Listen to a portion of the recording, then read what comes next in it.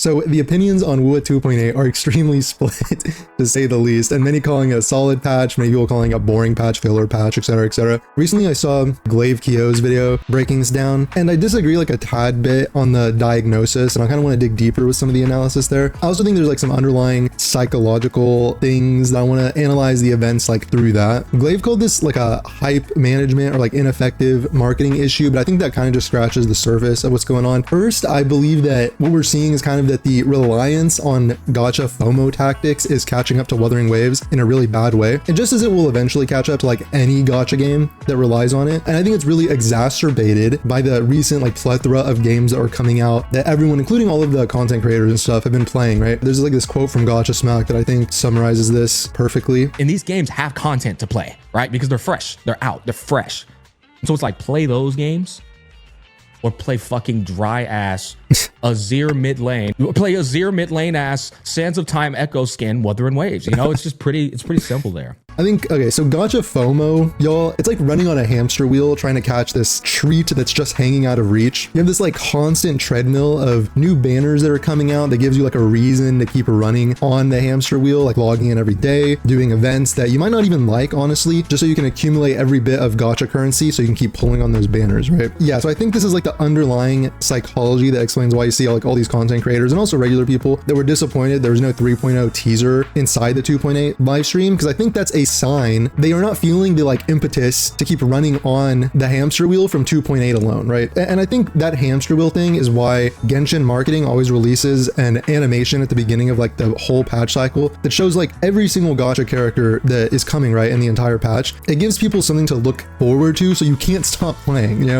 if there's at least one character that you like, then you're going to keep running on the hamster wheel to keep accumulating your Gacha currency, because then you have the FOMO of like, well, I'm losing out on pulls, right? And I want that character. And you know, I gotta say there's like nothing more demoralizing in a Gacha game than when that wheel starts to slow down and then you step off the wheel and you start kind of asking yourself, was I even playing this game because I liked it, or was I playing because FOMO compelled me to keep playing, right? Did all of this excitement come from just pulling on the slot machine? Like how much excitement is just from acquiring the character? And sure, there's gonna be like pieces of content that you like, but how many like goofy events did you force yourself through? How many days out of the 42-day patch cycle did you have to like force yourself to log on and complete your daily chores, because you know character progression is time gated through energy and the carefully curated amounts of like Gacha drip fed currency that is fed to you through like dailies and limited time events, right? Once you lose the motivation to run on the wheel and then step off, that entire chase just feels like extremely hollow, right? Like as Gacha Smack was kind of hitting on, like you got all these new games coming out, like you got Do It Night Abyss, you got Where Winds Meet.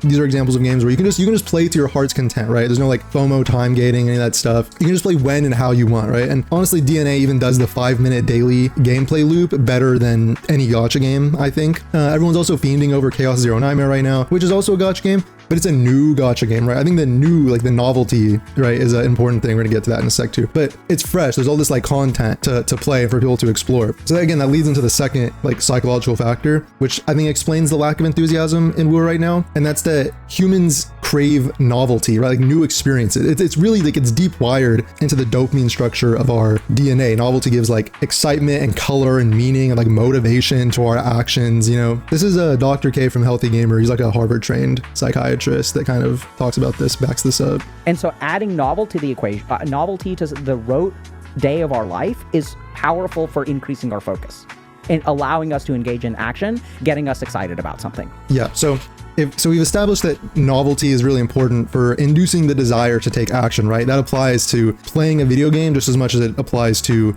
like a studying or, you know, a job or something like that, right?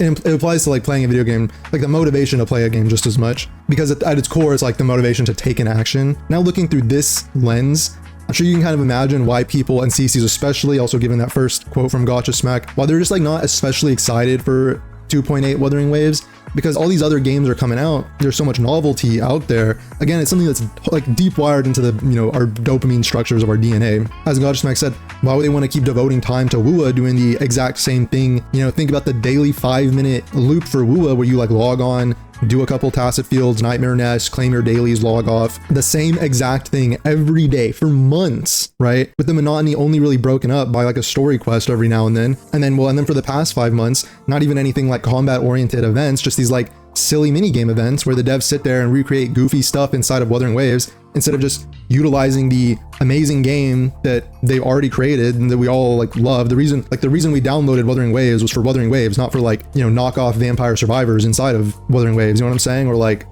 park management events inside of Wuthering Waves. I don't know. And like there's been no meaningful upgrades to like the Echo gear system beyond just quality of life stuff, which is nice, but it's not gameplay altering, right? So like people are clearly unhappy with like the Echo system and stuff like that, like the RNG gear system. You know, why do we have to copy the exact same RNG gear system from Hoyo games? And you know, you could add gear sets that like actually I think Gacha Smack touched on this. So you could add gear sets that actually impact more how you play and build a character, or unlocks like new gameplay styles, or like alters abilities in some way, instead of gear sets that are just kind of clearly very specifically tailored to one or two characters and just give you like damage bonus and crit for playing the character exactly how you would play them anyway. And then I'm going to come back in a sec to the like importance of that 5-minute daily gameplay loop as well. But first, okay, so like Glaive also gives like a good summary in this video of the patch. I'm assuming like he kind of likes the patch, so it's from the perspective of someone who like likes it. Basically, he talks about it's one-click echo absorption, a material completion UI, specific echo recommendation. These are like quality of life stuff.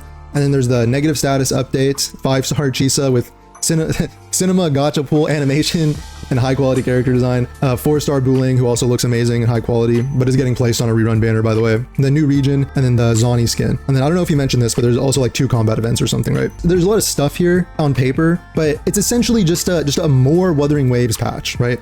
If you liked WuWa before, you'll probably just like this stuff, but it's not anything new when compared to the novelty of playing an entirely new game, right? And that's what I'm trying to get at here. It's good if you like Wuthering Waves, but to people that are to people that were getting tired of the, you know, daily gameplay loop of WuWa, it's not enough to really get them like excited. But it's not like every patch needs to bring something groundbreaking, but I really think that like every 3 months, 6 months, definitely there should be something that injects novelty, a feeling of novelty back into the game. If you've been farming Tacet Field and Nightmare Nest every single day for 6 months straight, I think you're gonna start to hate it. Like, because it's just going to become like a daily chore that you're forcing yourself to do. And I think here's another like illuminating quote from Gacha Smack.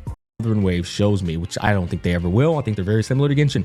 Until it shows me that their gameplay is worth investing time in, I don't think there's any reason to pull on characters anymore either. Past, I love the character. Oh, I like their playstyle. Like, cool, you like their playstyle, but you're going to put that character away after 2 days. Is there any shit else to do with the game, you know? This statement that there's no reason to pull on character banners, I think it's a severe blow to someone's motivation to keep playing a gacha game. Because what does that mean? Remember the analogy from earlier? It means that you've stepped off of the hamster wheel, right? Like, it means you don't feel compelled to force yourself to play knockoff Vampire Survivors for a handful of asteroids so that you can slowly save for the next character so you can pull on the slot machine in 2 months, right? That like constant treadmill of characters of like incoming characters that's supposed to keep you engaged is like no longer enough to motivate you, right? And it also means that, as I think was kind of the point of Gacha Smack's video, is there becomes like an adjustment of expectations, but also an adjustment of priorities, where you're thinking that you'll play through the pieces of content that you actually like, you know? So there's like the story, the exploration, maybe there's 1 or 2 combat events, the end games reset monthly or whatever, right? But you're not gonna force yourself to do chores anymore, because what's the point, you know? And so getting new characters loses its novelty as well when there's like, you start to feel like there's no reason to pull them, there's nowhere you can play them, there's nothing you can do with them. It's just, you know, I think this is also compounded by like restrictive kit designs that Kuro's been leaning into, where like maybe you really like a character, like a lot of people really like Chu-En, but you know, maybe you don't like their teammate, maybe you didn't like Galbrenna, or you don't have Frolova, or you didn't like Frolova, you know, you just don't have enough to pull for all of them, right? Then that character, like Chu-En, is not really usable for you at base in like endgame, which is pretty much the only place where you can like test your skill with the combat or whatever. So it kills also motivation to get new characters, right? It really does. And I also wanted to kind of touch on like how I think the quality of life things are like severely overglazed, because I agree that it's excellent, right? And it's very appreciated. I don't think it's some like masterful technical game development achievement to create like a new upgrade UI menu. I think that's not like new gameplay that gives anyone a new experience in the game that would make them excited for like for the content, right? It's just like, it's like an expectation with a live service game that these things slowly get improved on and added over time. But you're not you're not getting excited to log into the game because you want to like click through a new menu, you know, bro? Like, it's nice to have. Kudos to whichever team of interns put all this quality of life together. You know, you did a great job. But we got to be honest and not like overglaze this and say it's akin to like new gameplay content, because it's really not. Like, it doesn't give excitement to play the game in the same way that like actually like gameplay content does. It's great. It's awesome. It's great to like see the turnaround on feedback and stuff like that. But you know, I'll glaze Kuro when they take the millions of dollars they're making on gacha monetization, they give us like actually like repeatable end game modes and gameplay experiences. You know what I'm saying? I think the fact is that they're probably just not going to do that, because as Gacha Smack said as well, that if they haven't done something for over a year, they're probably just not going to do it. And this kind of content model is, as you like, even in the last quote, he said like, it's baked into the foundation of a gacha business model, right? It's the exact same thing that Genshin has done for 6 years and they haven't innovated or changed anything from it. WuWa has seemingly committed to the exact same model. So it's not that like they can't make new gameplay content, it's that they won't, which is honestly tragic, because it's like yet another like 9 out of 10, 9.5 out of 10 game that's been dragged down to like a like a Genozod 7 out of 10, a Jezzy 7, if you will, because the gacha monetization model, like, it infects everything. It infects everything from how the story is written to how character kits are designed, like to the very gameplay content that the devs are allowed to make and release, right? Every time this happens as well, there's always people who try to like logically explain away people's feelings, but okay, that's never gonna work, right? Because there's always like well, actually, we're getting all this content and look like these combat events that you asked for, but you're still not happy. Like, no, they'll never be happy, you know? Like, look at all the stuff that we have to do in the game. Like, devs are listening. Don't you see that the devs are listening? You're never gonna logically explain, like, you're never gonna logically convince someone that they don't feel like a certain way. They don't like feel bored. You know, I promise you that companies themselves take this kind of stuff very seriously, because if gacha fatigue sets in and enough people start hopping off the hamster wheel and they see that like the endless character chasing is like starts to feel hollow, that's very serious to them, right? So they take that seriously. And you can never try to like logically convince someone that like they should be having fun, or they should actually just be grateful instead, you know? Like it's like it's never gonna work, right? But good luck if you want to try. My personal feelings on the patch, like I think I'm gonna have fun. Like, I have fun playing it on stream and like having discussions with people and chat and whatever. But honestly, like, gacha fatigue is starting to hit me and starting to set in, and it's really just from the same like rote repetition of dailies and silly events that I don't really like doing. Like, some of these events, you just do them because you have to for the currency. And if I didn't have to do it for the currency, if I didn't have to play the knockoff Vampire Survivors game, if I didn't have to do the photo event, like I probably wouldn't have done them. That's comes down to like player freedom. Like, I know in Where Winds Meet, one of their mottos was like letting people do what they want and ignore the pieces they don't, right? But in a gacha, you can't do that. I think something they should prioritize is innovation to the 5-minute daily gameplay loop that I mentioned earlier. Like, I think live service games like these gacha games should aim to revitalize that portion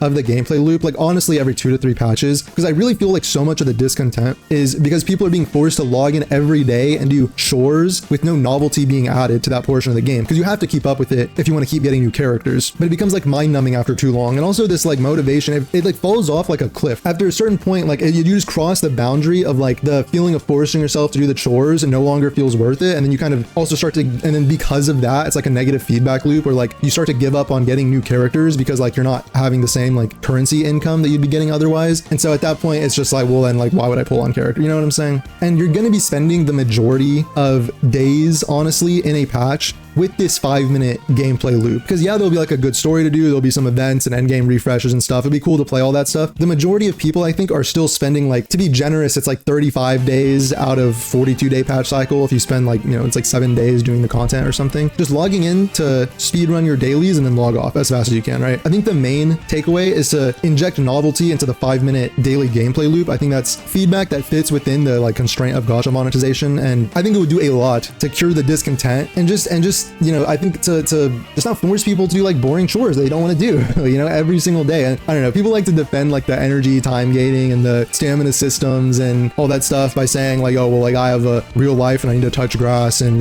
people who don't want to touch grass and want to play the game 6 hours a day, like blah blah blah. But it's funny because like those people are defending a system that forces you to log on every single day for like 10 minutes, 5-10 minutes every day, as opposed to a system where they could just like not log in for 6 days, and then on the 7th day they could just log in and play for like an hour or two if they really wanted to, and then log off. Like they're defending a system that actually like forces you to into a constrained, you know, like a system that literally, like the energy time getting system literally like forces you to like structure your day around like, I'm gonna have to log into like my gacha games, you know. Like I can't think of anything that's more, you know, the antithesis of like touching grass than a system like that. Yeah, okay, this video is long enough. Let me know in the comments what y'all think. I think it's a pretty interesting topic of discussion. So, you know, also rate the video, subscribe, okay, etc. Okay, that's it for me. Thanks for watching. Okay, stay safe out there. Take care. Okay, bye-bye.